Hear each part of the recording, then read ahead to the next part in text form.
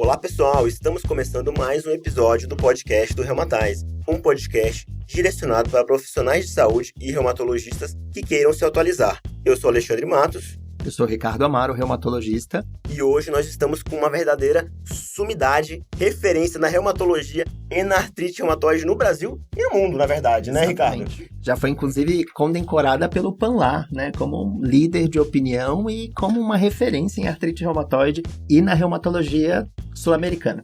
Nós estamos aqui hoje com a doutora Rina, referência, chefe do IANSP e do ambulatório de artrite reumatoide, né, doutora Rina? A senhora pode se apresentar um pouquinho, doutora? Olá, Alexandre. Olá, Ricardo. Agradeço as palavras muito honrosas. Bom, meu nome é Rina George, eu sou reumatologista e eu fui certificada em 1979. Portanto, eu acompanhei a reumatologia desde uma época onde a gente tinha sonhos, né, de imunologia, e foi por isso que eu gostei, escolhi a reumato. Mas a hora que a gente está vendo agora esses sonhos se realizarem, né?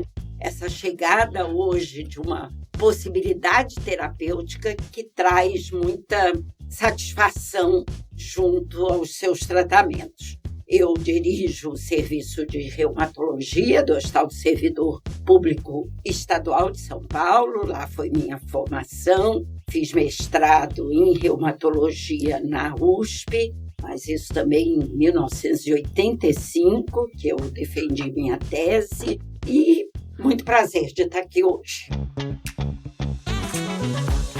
Nossa, é uma honra pra gente, né, Rick, estar aqui com a doutora Rina hoje, assim, eu não tenho nem palavras para descrever a felicidade que a gente tem de estar aqui com ela, que é uma pessoa muito querida e referência, né? Sem dúvida, eu acho que nada mais do que ela para trazer hoje, né? A gente começa nossos episódios sobre tratamento das doenças do segundo semestre e trazer um pouco da experiência em relação a uma doença que ensinou, como a doutora Rina disse, muita imunologia pra gente, a artrite reumatoide. Hoje a gente já tem um arsenal disponível muito grande, com vários alvos, várias moléculas e ainda vindo novos tratamentos. Mas mesmo assim ainda é muito difícil tratar a artrite reumatoide. Perfeito. Não é? É uma doença que de fato faz a gente ter que ter raciocínio clínico, que é uma das coisas que a doutora Rina faz. A gente vai discutir ao longo do episódio um pouquinho sobre os protocolos, as moléculas que a gente tem, as indicações, o que a gente tem de diferença entre os continentes, guideline europeu, americano, comentar um pouquinho dessas diferenças. Mas ainda assim, Alexandre, eu tenho bastante dúvida no dia a dia para tratar e hoje eu vou tirar muitas com a doutora Rina, com certeza com a experiência dela. Hoje a gente vai se aproveitar, a verdade é essa, viu, pessoal? A gente vai se aproveitar. O episódio de hoje é sobre tratamento da artrite reumatoide. Vai ter como guia, base, pra gente se guiar ao longo do episódio o guideline europeu, que é o último guideline que a gente tem. Mas claro, pessoal, a gente vai trazer as evidências da onde isso foi retirado e sempre trazendo isso pra sua prática do dia a dia. A gente vai discutir tratamento inicial, tratamento sequencial, terapia imunobiológica. A gente vai tentar definir qual que é o melhor biológico para cada paciente, o que fazer naquele paciente com artrite reumatoide de tratamento, como a gente suspender e reduzir dose de imunobiológico e de medicamentos modificadores do curso da doença e, principalmente no final do episódio, pessoal, o que não fazer no tratamento do paciente com artrite reumatoide. Muito bom.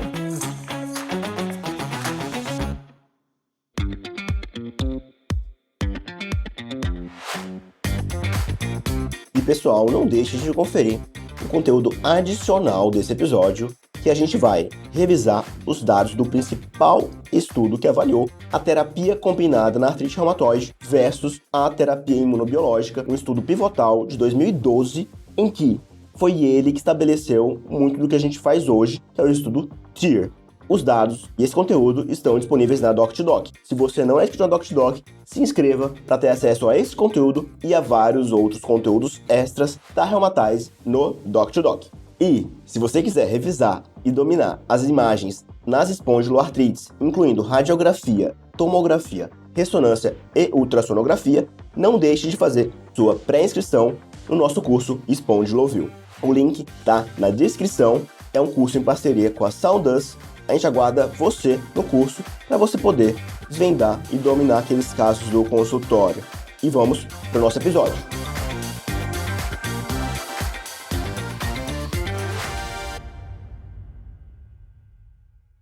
Então vamos começar aí um pouquinho sobre os princípios do tratamento. Acho que a primeira coisa é a gente definir a atividade, né, doutora Rina? Como é que a gente define aí um paciente com atividade? O que é uma artrite reumatoide talvez precoce, uma artrite de muita longa data? Isso faz diferença na hora que a gente vai tratar?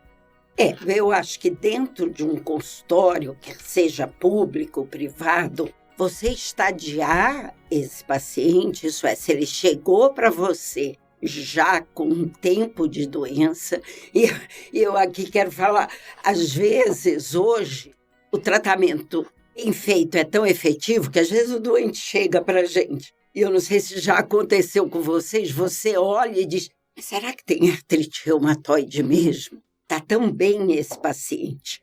Então, eu acho que isso, nunca duvide, mas acompanhe. Então, primeira dica para um caso desse que surge é refaça seus exames, veja marcador, veja um raio-x de mãos que pode te ajudar, né? Entender um pouquinho dos pés, que é um outro lugar-alvo importante, e aí você fica mais confortável e sente. Às vezes, o paciente está com muito remédio por algum motivo. Se eu tenho alguma dúvida, eu tento restringir um pouco, deixo com uma medicação sintética convencional apenas, olho, observo um pouco para entender. E o outro fato é aquele paciente que chega para você fazer o diagnóstico. Isso é muito bom, porque você passa a entender esse paciente desde o início. Então, fechar o diagnóstico às vezes não é fácil, é fácil na maioria dos casos. Eu acho que os novos critérios, né, evidenciando diferentes acometimentos articulares, mono, poli, pequena, grande articulação, pontuando isso, mas acrescentando a presença dos autoanticorpos, tanto fator reumatoide, tanto como o anti-CCP, a presença de ACPA, junto com PCR e VHS elevados. E por que eu falo isso? Porque às vezes você vai para trás daquele doente, você pede os exames e hora nenhuma esse doente tem provas de função inflamatória elevada. E é muito difícil você ver uma artrite reumatoide, quer seja soro negativa para autoanticorpos, quer seja um paciente que conta uma história de poliartralgia, poliartrite, é muito difícil em algum momento ele não ter provas de atividade inflamatória elevada. Então, isso é uma dica, às vezes, para te antenar naquele paciente que já vem diagnosticado e que talvez você tenha ali alguma dúvida. Os princípios gerais desse tratamento, eu acho que é isso, você fazer o diagnóstico. Eu uso muito pouco, eu sei que vocês mais jovens são de uma geração da ressonância magnética, do ultrassom. Eu acho o ultrassom muito interessante em mãos, que a gente tem hoje colegas excelentes que nos ajudam muito. E às vezes é bom que você peça para o teu paciente, mesmo o convênio não cobrindo, vai com tal colega, eu tenho confiança no ultrassom que ele faz, porque isso te ajuda, sim, no diagnóstico. Mais até do que uma ressonância, talvez. Então, isso também é um outro detalhe ali, quando você vai fazer o diagnóstico de artrite reumatoide, caso você tenha dúvida. De uma maneira geral, vou contar uma historinha. Eu decidi fazer reumato no 4º ano da faculdade. Foi muito interessante, o meu instrutor era o professor Jacó Rubinstein. Ele tinha doutorado pela UFRJ e ele trabalhava no Hospital do Servidor Público do Rio de Janeiro. E foi muito interessante, era uma aula prática, ele põe a gente para tirar a história de uma paciente numa sala e de outra paciente na outra. Numa sala se encontra uma paciente, isso foi em 1974, uma paciente muito alegre, muito sorridente, com artrite reumatoide, com sequelas já, com algumas pequenas deformidades, mas uma pessoa muito positiva. E na outra sala, você pega uma pessoa totalmente, ó dia, ó azar, isso, que vida é essa? Essa artrite me mata e etc. E ali eles nos ensinou, já no início, que como a pessoa encara a sua doença, principalmente numa época que você não tinha muito recurso, é muito importante no segmento e no que você vai esperar de desfechos nessa doença. Então, tranquilizar o seu paciente, que ele vai procurar o Google, ele vai tentar ler e vai vir desgraça, vai vir muita coisa não positiva às vezes. Então, tranquilizar a família e dar expectativas, sim, que hoje você tem recursos muito bons para tratar artrite reumatoide. E quando você vai para guideline do EULAR, o guideline nosso consenso brasileiro, vai estar lá 1000 coisas, orientar a alimentação, orientar exercício. E às vezes eu fico pensando se ali é a hora de você falar tudo isso. Você está com um paciente, provavelmente com dor, com limitação, com rigidez matinal prolongada. Então deixa isso mais para a vida, os seus segmentos com esse paciente. Eu acho que o teu momento ali é aliviar essa dor e você justamente poder dar esperança que ele vai ser bem tratado. Você vê que é uma pessoa depressiva, tentar ver se ela arruma uma psicóloga, alguém para seguir junto, para tentar modificar esse perfil dela. E aí, aos poucos, você vai orientando todas essas outras princípios que realmente vão ajudar, mas a partir da hora que ele está melhor do seu quadro clínico. Muito interessante essa abordagem inicial, né? Porque a gente precisa tocar nesses pontos, mas a experiência da doutora Rina mostra que a gente precisa dividir isso ao longo do tratamento. Isso. Eu acho que o mais importante do paciente mesmo no começo é a dor e a rapidez com que a gente precisa melhorar essa dor. E aí já me veio 2 coisas na cabeça, né? Os nossos DMARDs não são rápidos e os remédios que a gente talvez tenha de disponibilidade rápidos, o acesso não é tão fácil. E aí a gente precisa lançar mão de corticoide, anti-inflamatório. Como que a senhora faz, doutora Rina, nessa primeira? O quanto a senhora usa? Inclusive no EULAR agora teve uma sessão falando exatamente sobre uma droga que a gente usa há muito tempo, que foi que realmente modificou ali o começo da doença, mas a gente sabe dos efeitos colaterais, então usar com sabedoria e com a experiência talvez seja uma das coisas que a gente quer aprender muito nesse aspecto. Isso. Você tem que tirar a dor, né? Tinha no passado o americano, por exemplo, ele não suportava corticoide, né? Foram os que trouxeram o corticoide. Tivemos agora a comemoração de 100 anos, né, do corticoide na nossa especialidade, justamente na artrite reumatoide. E o que a gente também aprendeu com o tempo? Primeiro, o corticoide é uma medicação muito boa, né? Os estudos mostram que ele previne, o corticoide, ele previne evolução radiográfica, tanto em doses baixas, como no passado se usou em doses altas. Não era incomum a gente pegar pacientes que usaram corticoide muito tempo, ser radiografa. É uma tragédia a parte óssea dessa paciente com uma osteopenia, osteoporose intensa, geralmente generalizada, com história de fraturas, etc. Mas você não acha muita erosão e você também não achava muita deformidade. Às vezes as mãos bonitinhas, mas isso é o passado, esqueçam isso. Corticoide hoje não é tratamento. Só que se ele precisa sair dali com melhora, como eu faço? Eu uso corticoide de depósito. Eu tenho no meu consultório uma betametasona, fosfato, acetato. Vou te dar uma medicação, é um corticoide, mas você vai já dormir essa noite muito bem. A cascata de corticoide, eu tento ensinar os meus residentes a não dar. Não está errado. Mas o que eu acho é que no Brasil o corticoide ele é vendido em toda a farmácia sem nenhum tipo de receita. Se o doente aprende que 30, 40, 20 miligramas de corticoide oral tira as dores dele, ele pode começar a usar por conta própria isso com uma certa facilidade. Então, o meu doente sempre vai sair com 5 miligramas de prednisona ou prednisolona ou deflazacort. Aí vai depender da situação de cada residente. Outra coisa que a gente precisa tirar o estigma é o anti-inflamatório. Nós vivemos no passado de anti-inflamatório.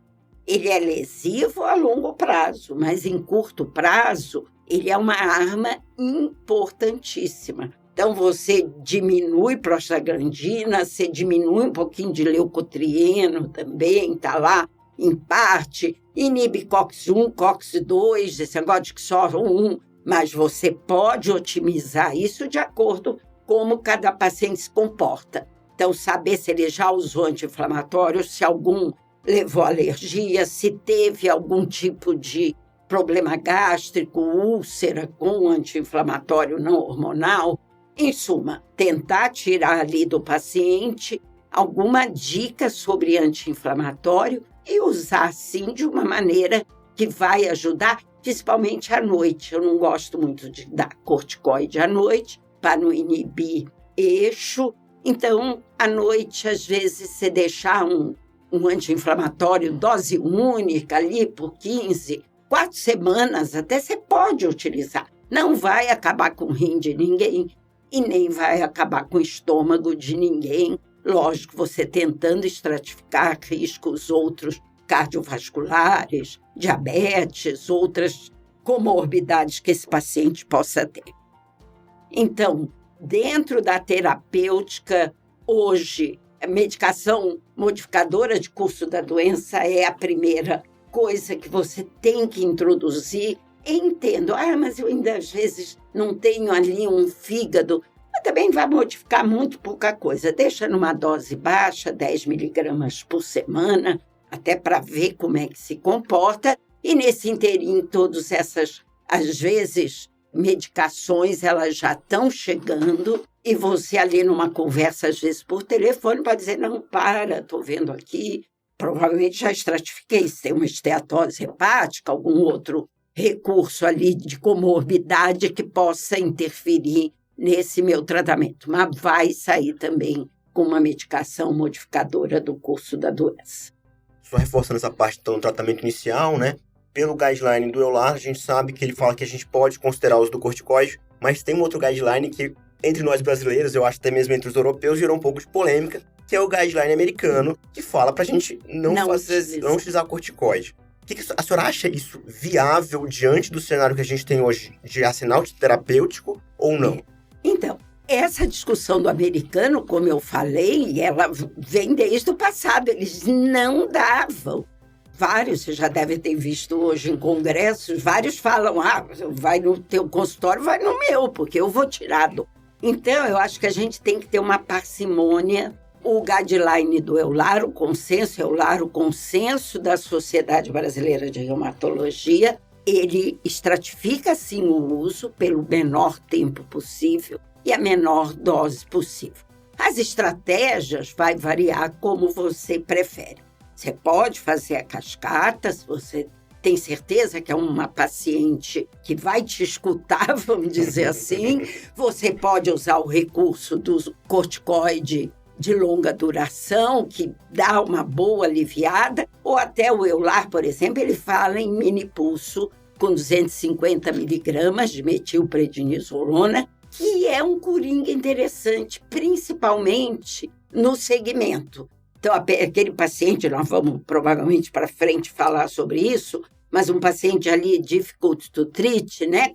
Com uma doença mais difícil, que chega muito inflamado, e às vezes você pode mandar para um centro fazer uma metil, hoje qualquer convênio cobre, ou até dentro de um hospital público você consegue fazer uma pulso pequena ali de corticoide que vai dar um alívio grande, até, como vocês falaram, as medicações que você vai introduzir sejam efetivas. Na verdade, quando você diz demora, em tese, né? A gente diz, eu preciso de 3 meses para um metotrexato. Mas um metotrexato escalonado para uma dose correta, ele vai funcionar. Em 4 semanas, você já vai ver diferença. E isso mostra principalmente quando você vai estratificar para esses pacientes que vão evoluir pior.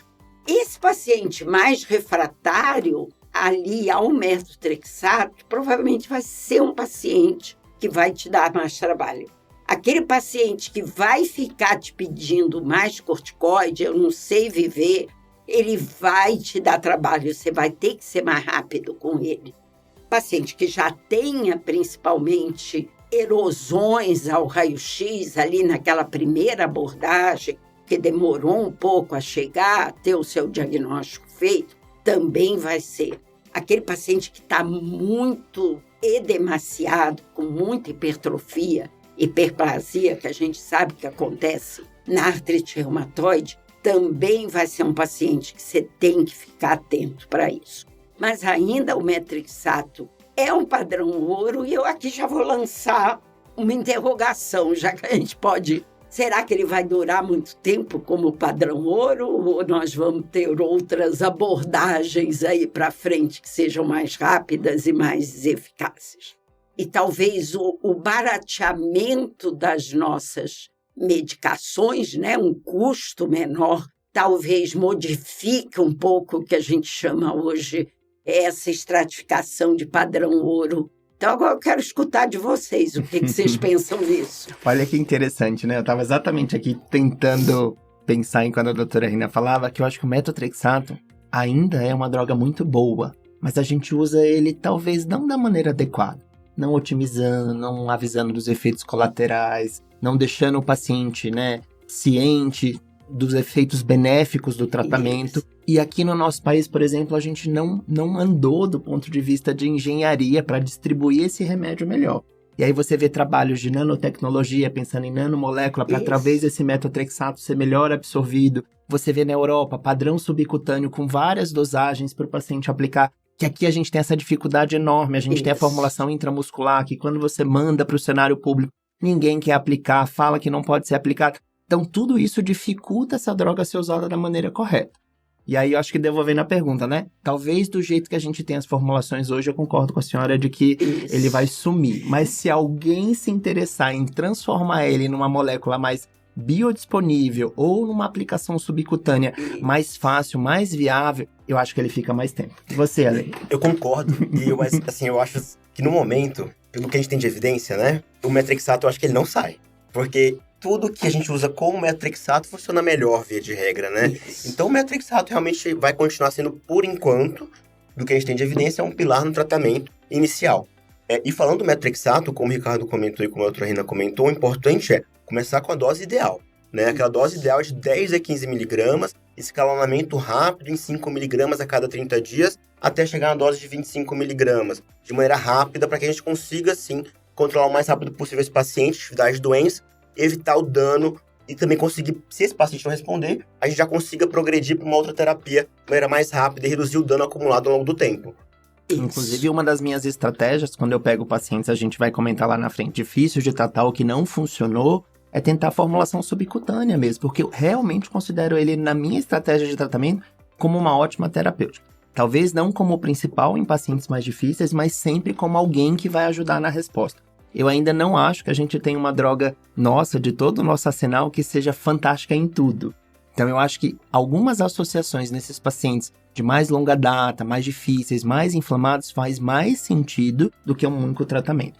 Mas quando eu pego um paciente com, ali a gente comentou, né, primeiro diagnóstico, mas vão muito bem muitas vezes em monoterapia. Mas esses casos que às vezes chegam no nosso consultório, que já rodaram aí, que já vem com corticoide em dose alta, que se automanejam, que vem com muita lesão, talvez dê, né, um passo atrás e recomeçar as estratégias de tratamento para realmente documentar que deu certo ou que não deu certo, mostrar para o paciente o benefício do tratamento, talvez valha a pena. E eu acho que a gente precisava ter mesmo metotrexato nas formulações melhores. Eu acho que falta um subcutâneo bem desenhado de 15, 12,5, 20, 25 miligramas, né, para que o paciente consiga se aplicar, porque realmente a biodisponibilidade dele muda. E a gente sabe que flora bacteriana, uma série de outros fatores que já foram estudados, mudam muito a biodisponibilidade, que é algo que a gente também ainda não conhece, mas que influencia na resposta. Concordo totalmente com vocês.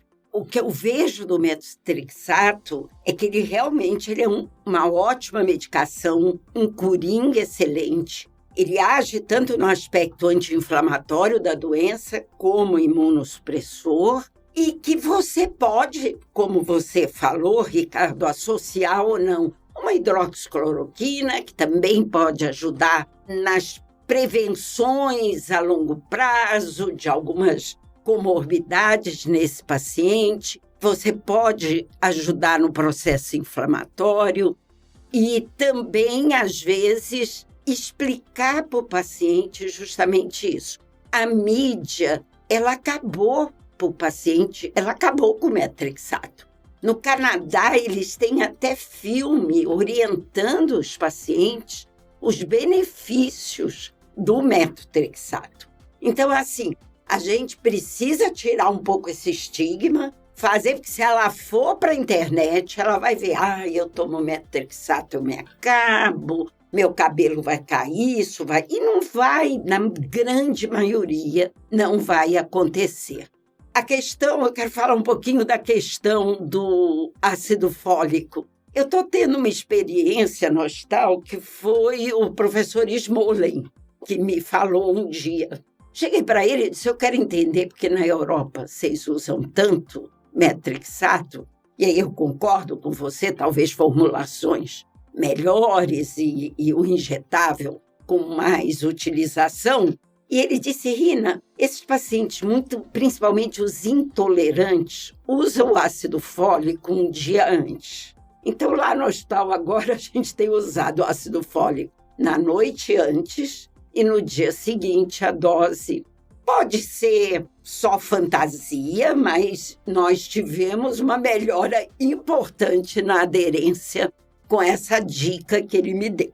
Então, fica aí a dica. Eu acho que não. Esse negócio, mas se eu usar, eu vou tirar a atuação do metrexato, etc. Mas a dose de 5 miligramas que você faz semanal é uma dose muito pequena para que isso aconteça. Tem trabalho, doutora Rina, até mostrando o ácido fólico diário mesmo e não reduziu a eficácia do medicamento. Eu no consultório eu faço isso.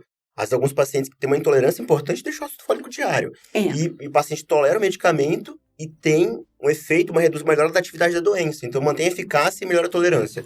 A gente faz isso às vezes. E fazer até uma chamada, eu gravei um episódio com o Carlo, esses dias, que vai estar em breve no Rheumatize Exclusive, só sobre medicamentos, modificadores do curso da doença. A gente vai discutir várias panaceias, várias possibilidades, várias coisas do dia a dia também pra gente poder otimizar a adesão ao tratamento também. E olha que interessante a gente falando aqui sobre coisas que muitas vezes a gente não tem evidência, porque não tem interesse de o estudo ser feito, mas desde que tenha plausibilidade, que é raciocínio clínico, e a gente consiga melhorar a adesão, eu acho que vale a pena.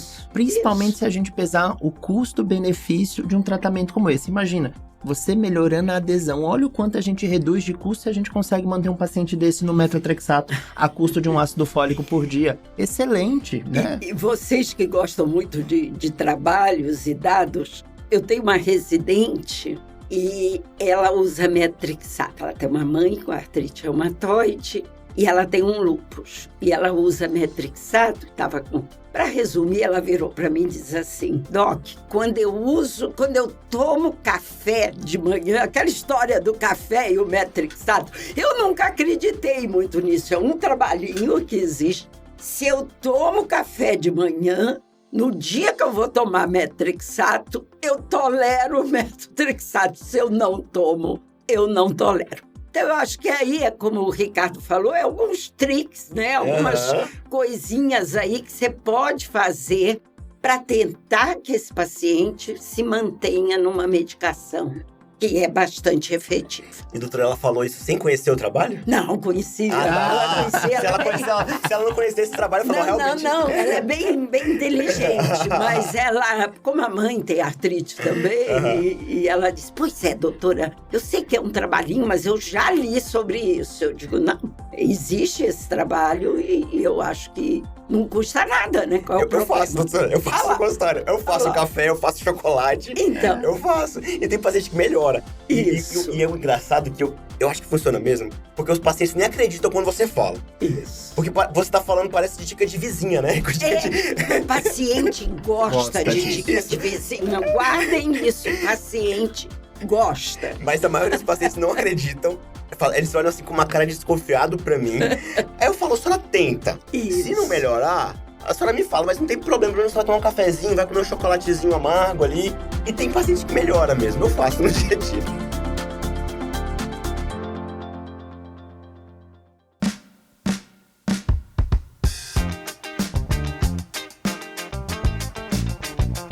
E aí, a gente aproveitando, já falando então do tratamento inicial, vamos dar seguimento, né, então, nesse paciente. Então, os nossos alvos, né, guiado, né, pelos guidelines, a gente tem que ter em 3 meses uma melhora pelo menos de 50%. O paciente tem que ter remissão em 6 meses. Isso, doutora Rina, é o que está lá no guideline.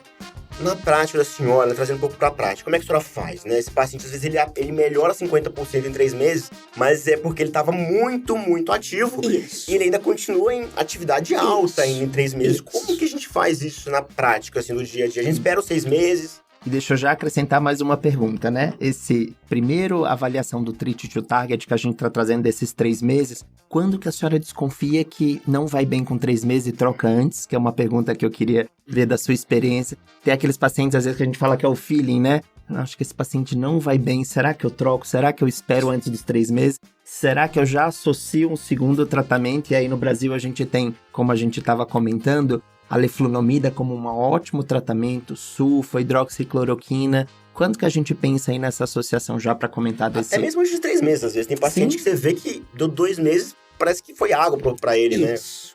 Então, eu acho que isso é muito importante a gente estar atenta, né? Guideline é feito, consenso é feito para dar um norte. Ele não é feito pro doente específico que está na tua frente.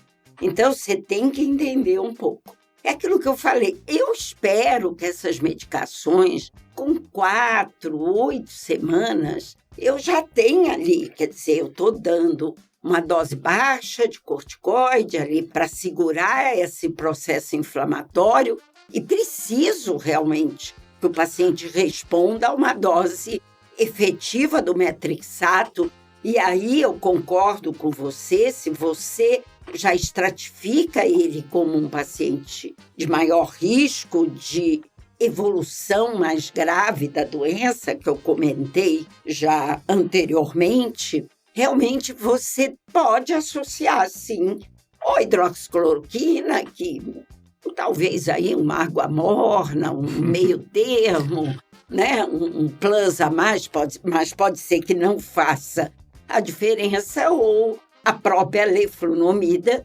isso no teu consultório ali privado, que você tenha essa possibilidade.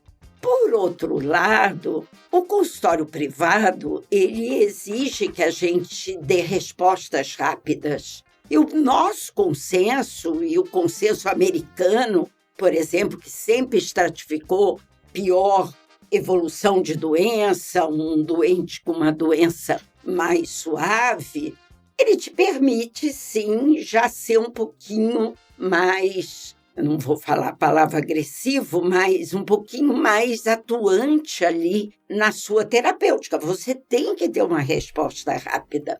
O Treat to Target, ele te dá os 3 meses, e eu acho que o ideal nesses 3 meses eu já ver quase que uma baixa atividade ou remissão. Se nesses 3 meses eu vejo que nada está acontecendo, é muito difícil, às vezes, a gente... mas se eu deixar mais tempo, eu acho que se eu fizer ali um ultrassom nesse paciente, eu vou ver que ele ainda tem inflamação. É muito comum o metotrexato, eu gosto de falar a palavra cozinhar. Ele amorna, ele deixa num banho-maria, às vezes. O doente melhora, ele chega ali em baixa atividade ou até numa remissão, mas você vai ali para um ultrassom, que aí eu acho que é interessante, vai chegar o dia que a gente vai ter essa arma dentro do nosso consultório, de uma maneira prática, para ver isso. Você vai dizer, puxa, mas eu vou deixar 6 meses. 6 meses eu já estou lesando. 6 meses com um Doppler ali positivo, eu já estou lesando essa articulação, que é o prazo que você vê nos trabalhos. Então, assim, eu acho que você tem que estar atento a essa margem de 3 para 6. Lógico que dentro do SUS a gente procura observar um pouco melhor esse paciente. A gente provavelmente vai associar como segunda medicação modificadora, a leflunomida, que a gente sabe que tem, já todos nós temos experiência, apesar de até são recentes os trabalhos, né?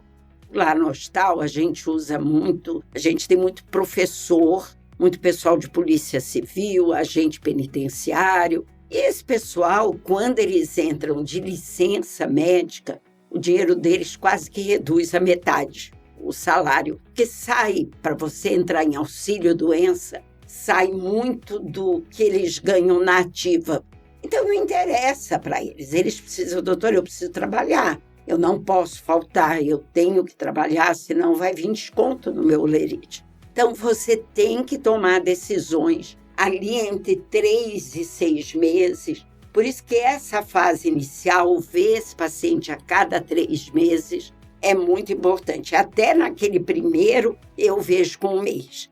1 mês, 45 dias, até para checar exames, né? Como é que está o fígado e como é que está o hemograma. Eu soube de um caso de um ex-residente meu que com 7,5 miligramas de metrixato fez uma aplasia de medula.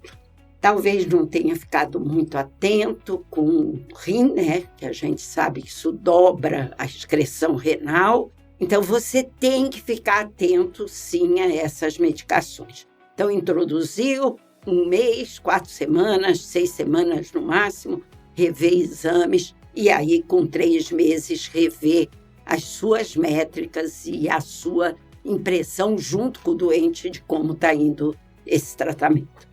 Então, a gente definindo de metas, então a gente vai ter essa meta de 3 a 6 meses, o paciente está com a doença, vamos dizer assim, idealmente em baixa atividade de doença ou até mesmo remissão, né, Alexandre?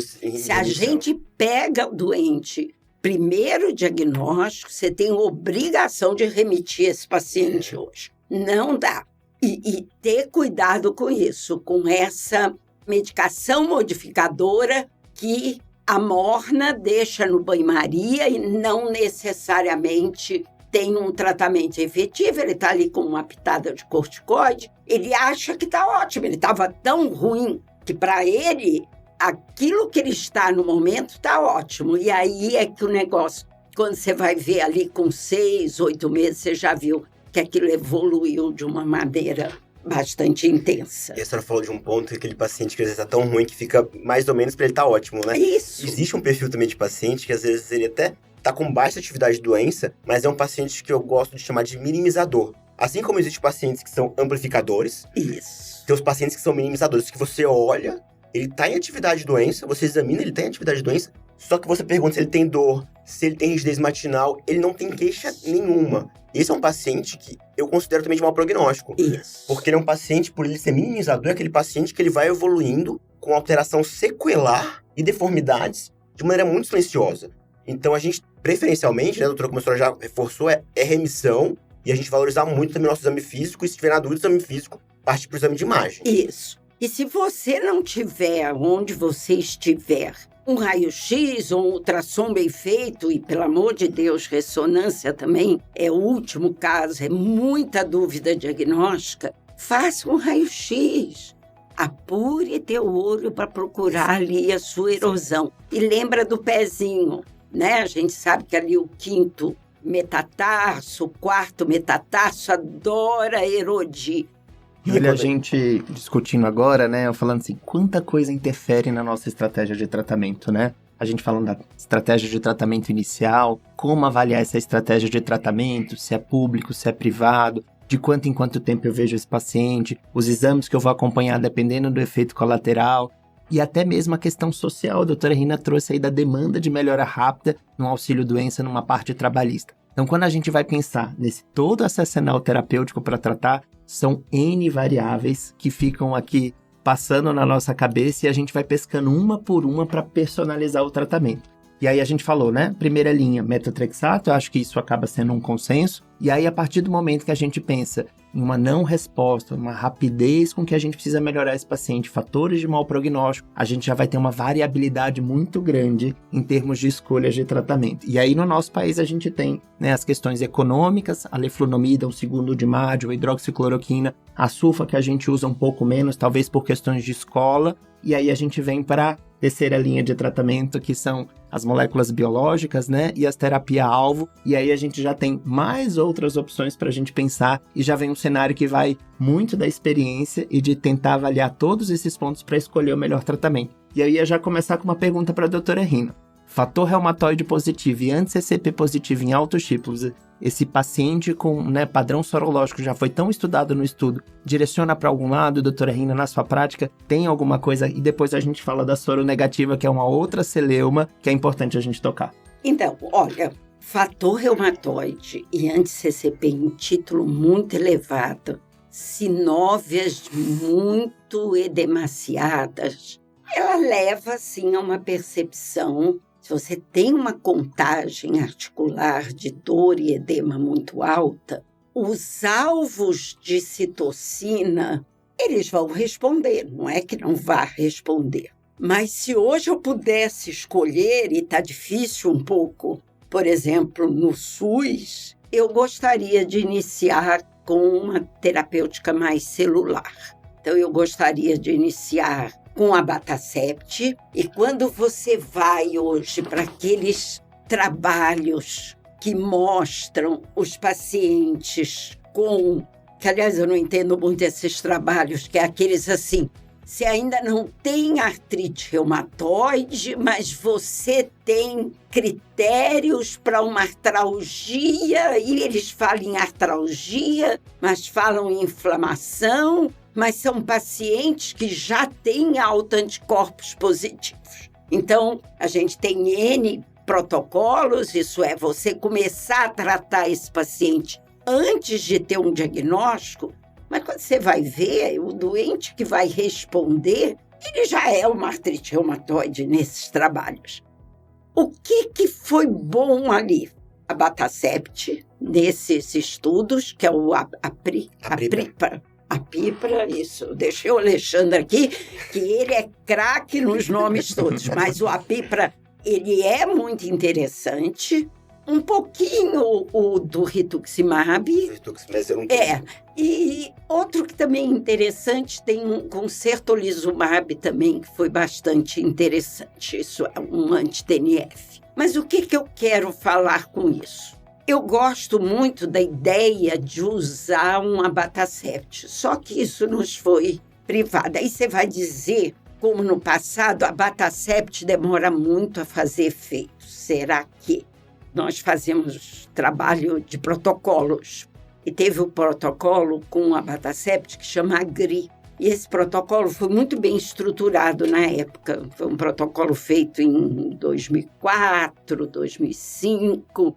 Nós tínhamos pacientes com até 2 anos de tratamento, de diagnóstico no máximo, que nunca tinham tomado nenhuma medicação modificadora de curso da doença. Lógico que não dava 2 anos, dava ali 6 meses, 8 meses. Eles precisavam estar bastante inflamado, ter um PCR de 2 miligramas por decilitro. Depois até eles estratificaram para um pouco menos, porque nem sempre conseguia, mas de 8 articulações doloridas e edemaciadas, isso daria ali um torno de 16 nos 2 ou mais articulações comprometidas em dor e edema, e ter fator reumatoide ou anti-CCP positivos em títulos considerados razoáveis. Os pacientes foram estratificados para metotrexato, 25 escalonada a 25, e para Abatacept. E o que eu vi na população minha que entrou nesse estudo? Depois de 1 ano cego, elas foram para estudo aberto. Mais 1 ano com a molécula aberta. E depois, naquela época, ainda não tinha a norma do CEP... Comitê de pesquisa, Comitê de Ética. Mas o de Brasília, a norma que você tinha que dar... PCDT, né? Não. Você tinha... Porque assim, se hoje você faz uma pesquisa clínica e a medicação não está aprovada, você tem... O laboratório tem que te dar o remédio até ser aprovado pelo SUS. Na época, não. Ele podia parar ali. E parou. Aqueles pacientes terminaram. Eu terminei com 5 pacientes que terminaram ali e não iam ganhar mais o Abatacept. E o que aconteceu? Uma paciente delas disse: doutor, eu estou curada. E ela voltou para mim 5 anos depois com uma reativação da doença, mostrando que o estudo APIPRA fez isso num paciente diagnosticado e que já com sinais de risco de doença progressiva. 3 pacientes ficaram muito bem com eudeleflunomida, anos e anos só tomando um sintético convencional. E uma paciente, com 1 ano e pouco, eu tive que dar um biológico. Em suma, eu achei as respostas muito boas.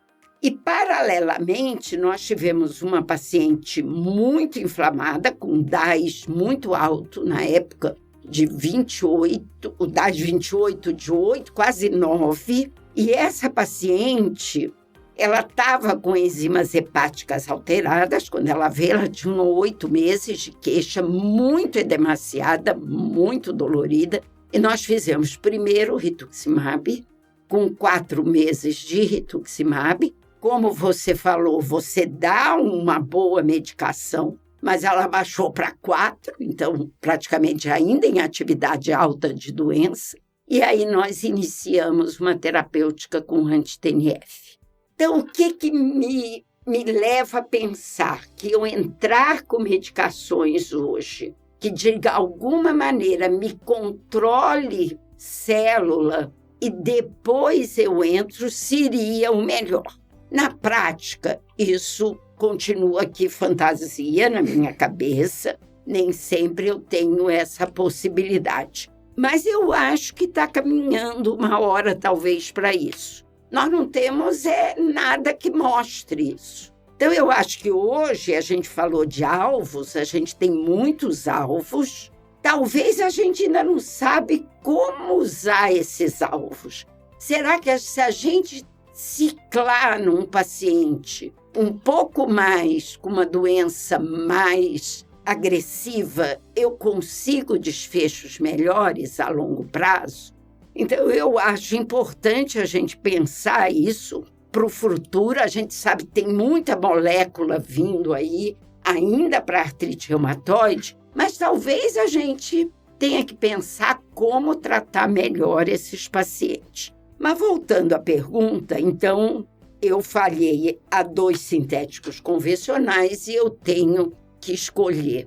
E me agrada muito também como o americano lida com isso. Eu sei que a gente gosta muito do consenso europeu, mas me agrada muito o americano que ele pensa assim: o que eu não posso dar para esse paciente por algum motivo? Se é um paciente mais velho, como eu vou me comportar com qualquer uma dessas moléculas? Lá no hospital, por exemplo, a gente tem uma experiência muito importante de pacientes que vêm com PPD positivo ou que vêm até com ele negativo e que trabalham como agentes penitenciários. A gente sabe que as penitenciárias, elas são um foco de doenças muito expressivo e principalmente de tuberculose. Então, por exemplo, a gente não dá nem na espondilite, agora que eu tenho a opção nas espondiloartrites de dar outros alvos, a gente começa com outros alvos. A gente só vai usar o anti-TNF se a gente não tiver, vamos dizer, outro caminho, quando é uma espondilite anquilosante. Então, provavelmente, eu vou começar com uma IL-17, eu sei que não é um alvo, mas só para exemplificar. Então, a mesma coisa na artrite reumatoide. Eu prefiro não dar. Pacientes hoje que têm a história, por exemplo, que é muito expressivo de herpes zoster e que eu não possa fazer a vacinação, eu também provavelmente não possa utilizar um inibidor de JAK. Então, eu vou jogar um pouco com essas variáveis do que eu não posso utilizar nessa população. E se eu puder utilizar tudo, lógico, aí vai entrar a praticidade do uso dessa ou daquela medicação. Então, por exemplo, eu tenho pacientes que dizem: não adianta eu pedir na minha cidade, essa semana. Cachoeira Paulista é muito difícil eu conseguir medicação por LME, pelo SUS. É mais fácil eu conseguir em São Paulo. Essa paciente, provavelmente, ou ela vai para uma medicação injetável, que vai chegar o dia dela tomar a cada 8, 10 semanas, um infliximab, por exemplo, ou ela vai usar um inibidor de JAK. Provavelmente alguém pega para ela, eles têm sempre um conhecido que mora em São Paulo, pega aqui, manda lá para Cachoeira Paulista e ela vai tomar a medicação dela e vai dar certo, desde que não tenha contraindicações para essa medicação. Então, o residente ele gosta muito de perguntar como a senhora escolhe. Todos os guidelines diz, são todos iguais. Então, nessa diferenciação, você tem que primeiro pensar em algum tipo de problema que possa impactar no uso do ponto de vista de efeito adverso. Segundo, alguma medicação que esse paciente possa aderir mais facilmente dentro ali do espectro do que você tem. O melhor remédio que o paciente toma, né, doutora? Isso. Então, não adianta eu ficar pensando, não, eu vou dar um anti-TNF. E quando você comentou, vamos jogar no americano e no europeu, o americano hoje, você tem que começar, mas é antes do IJAK. Você tem que começar por de preferência, um alvo que é o TNF, mas nos Estados Unidos eu posso começar, por exemplo, com tocilizumab, se eu quiser, ou eu posso começar com abatacept, se eu também quiser. Eles querem que você use o IJAK na falha de um biológico que você tenha tentado primeiro, ou 2 biológicos. Já no europeu, não. Você pode dar qualquer o que é muito semelhante ao nosso, isso é. Você pode fazer a escolha que você quiser, deixando, por causa de bula, o rituximab para uma segunda opção. Perfeito, doutora. Então, se a gente fosse conseguir, né, resumir tudo isso que a gente conversou agora, muita coisa, né, Rick? É difícil, né? É muita coisa. Não tem receita de bolo para dar hoje essa terceira linha. É isso que eu quero que o pessoal entenda e raciocine. Perfeito. Perfeito. E uma coisa que é muito importante, antes do que eu vou falar aqui, né, é que o mais importante é o bom senso, como a doutora Rina trouxe pra gente, né, a gente trazer esse bom senso, a gente vai usar os guidelines e as evidências como um guia, sim, mas o principal é a gente trazer para nossa prática aquilo que é viável para a vida do paciente, usando o nosso bom senso. Se for resumir tudo que a gente conversou, tanto do ponto de vista de MARD sintéticos, né, e imunobiológicos até agora, então o paciente que falhou ao primeiro de MARD sintético, a gente tem 2 possibilidades, tá? A gente pode ou associar um outro de MARD sintético, naquele paciente que não tem fatores de risco e está tendo uma boa evolução clínica, ou a gente pode considerar, num cenário que seja viável e de custo-efetividade, talvez pular esse segundo de MARD sintético e considerar um imunobiológico. E aqui, só abrindo um parênteses, na rede privada, às vezes é muito difícil eles conseguirem a leflunomida, porque ela tem faltado. Elas não conseguem comprar para a gente ter um tratamento continuado. É uma medicação que eu acho que todos nós brasileiros gostamos. E tem muito doente privado que diz, doutor, eu não vou pegar no SUS, que poderia ser uma opção. Eu pago, é R$600, R$700, não tem problema. O problema hoje é achar a medicação. Ela tem faltado, então isso também pode impactar nessa resolução sua na medicina privada. E aí, quando a gente fala dos DMARD sintéticos, esse segundo, preferência para a leflunomida, né? Porque nos trabalhos, quando a gente mostra a terapia sequencial, foi ela que se mostrou superior a você manter monoterapia com metrexato, ou a terapia tripla seria o ideal, né? Do ponto de vista de evidência. E se o paciente falhasse terapia sequencial com o segundo DMARD sintético ou com uma terapia tripla, no cenário do sistema de saúde público, a gente vai ter para terapia imunobiológica, seja com anti-TNF, anticelular ou indor de JAK, né, que é alvo específico. Isso, e o anti-L6. O anti-L6, perfeito. E uma coisa que a doutora Rina trouxe muito bem é aquele paciente com artrite reumatoide, com fator reumatoide, antes de receber altos títulos, né? Se a gente tivesse ali maior facilidade, ou abatacept, ou até mesmo o rituximab, né? E o que a gente vê na prática, muitas vezes, doutora Rina, não sei se a senhora tem muito mais experiência que a gente, então eu quero aproveitar isso, às vezes, aquele paciente multifalhado, ele às vezes vai pro Ritux ou pra Bata, ele não tem uma resposta completa, aí você volta pro anti-TNF que ele usou no passado, e esse paciente responde. A senhora vê isso também? Parece que ele fez um reset, né? Eu acho, às vezes o residente vem, tá? Fala para mim tudo que falhou. Não, doutora, teve um aumento de enzima hepática com metotrexato, teve isso. Eu digo, isso nada é impeditivo da gente voltar atrás. Lógico, se você faz um acometimento hepático muito grande com metotrexato, aí você não vai utilizar. Ou se ele fez uma alteração, uma citopenia, que isso também às vezes acontece, você não vai utilizar. Mas voltar à medicação é extremamente saudável, no bom sentido de você usar esses recursos para reestratificar o seu planejamento terapêutico. Então, a gente volta para trás, mas falhou a 2 anti-TNF. Calma, isso foi há 7 anos atrás. Eu agora posso voltar a essa medicação. Pode dar tudo certo, como pode não dar.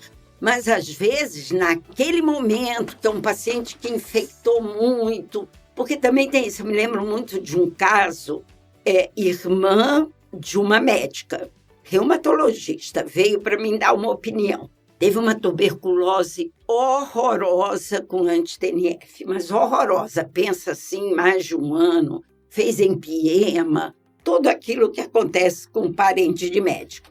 E aí veio para mim, encontro uma moça jovem, relativamente, uns 38 anos, muito depauperada assim, mau estado geral, saindo de um ano de tratamento, saindo de um empiema, um quadro grave, com uma certa característica de uma desnutrição, apesar de ter um bom amparo socioeconômico.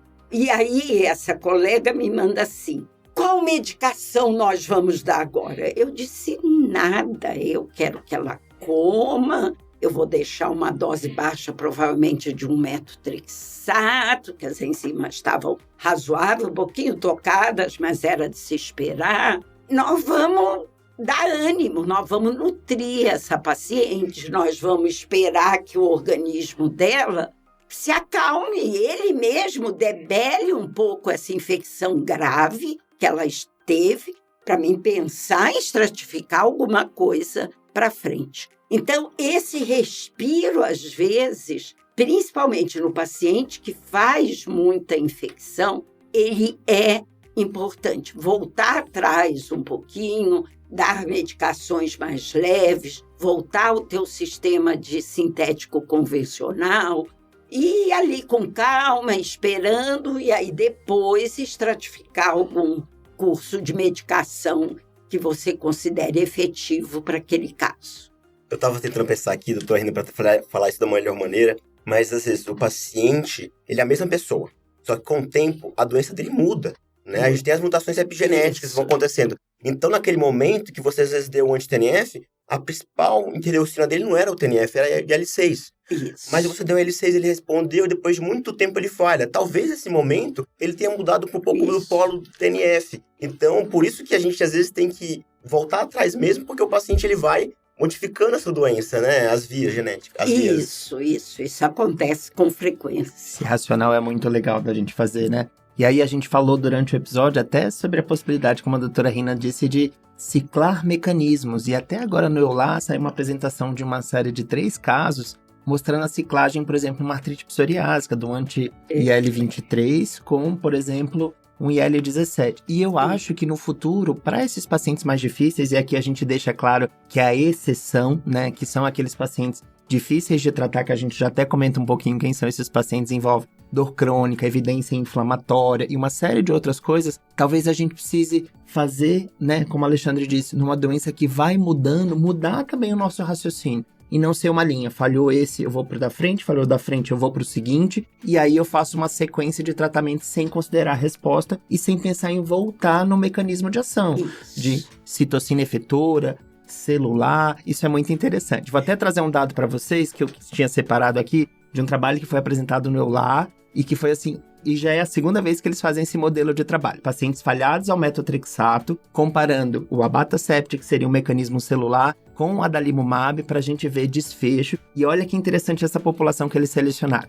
Fator reumatoide positivo, anti-CCP positivo e todos tinham o epítopo compartilhado da artrite reumatoide, que era para exatamente ver... É o que eu chamo do triplo positivo. Exato, doutora Rina. Aí eles chamaram esse trial de Amplify Trial, e aí era mostrar a superioridade do abatacept em frente ao adalimumab. Infelizmente não demonstrou superioridade. Tá todo mundo achando que vai vir uma análise de sobregrupo com algum insight que a gente ainda acha que faz sentido, mas é aquilo. Talvez os trabalhos, do modo como a gente desenha eles hoje, ou tudo que a gente vê de desfecho, não são capazes de demonstrar essa superioridade, ou talvez essa coisa da clínica que a gente vai palpando, que muitas vezes a gente vê diferença. Porque o trabalho, às vezes, depende do N também, do trabalho, né, do ponto de vista estatístico, para atingir significância, né? Então tem toda essa parte metodológica, endpoint, né? A verdade... Comecem a ver, o paciente muito inflamado, geralmente é o que responde melhor. Aquele primeiro que você dá, ele vai, quer seja IL-6, quer seja TNF, quer seja célula,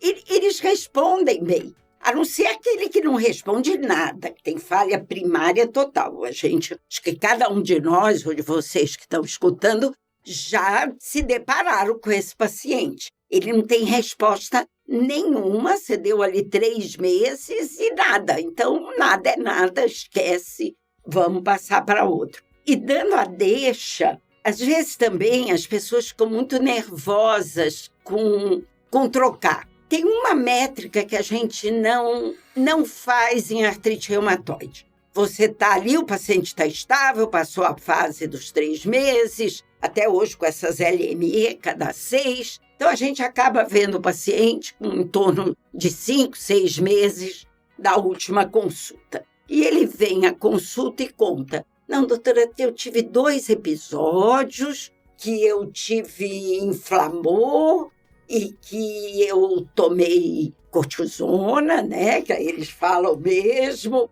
eu tomei anti-inflamatório e aí fiquei boa, eu estava nervosa, aconteceu isso. Então, assim, nós não temos métrica para esse intervalo. O Omeract, ele tem papers analisando isso, mas ainda não se consegue uma métrica para isso. Então, na prática, o que eu vejo? O último exame que ele me trouxe. 1 semana, 10 dias. Se ele mantém uma PCR boa, se eu examinei, naquele momento ele não tá inflamado, aí você diz, mas no ultrassom.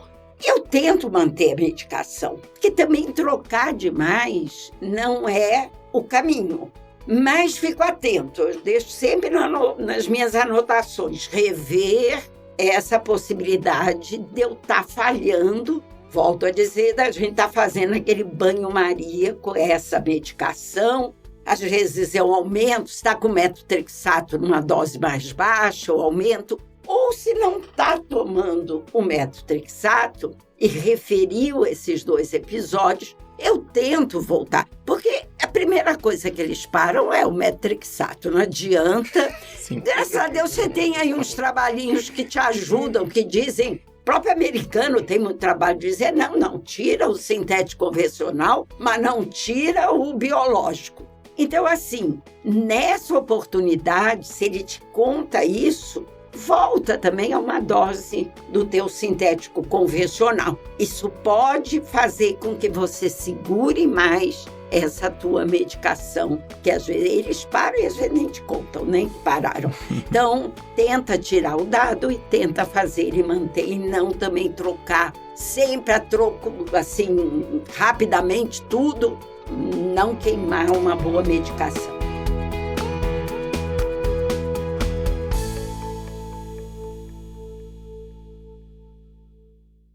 E para você ter acesso à parte 2 do episódio, entre na Rheumatize Exclusive, exclusivo para inscritos de Rheumatimes. O link também está aqui na nossa bio e a gente vai dar seguimento na parte 2 desse episódio e a gente vai revisar muita coisa ainda, tá? Sobre tratamento na artrite reumatoide. Não deixe de conferir. Rheumatize Exclusive e Rheumatize sempre com você.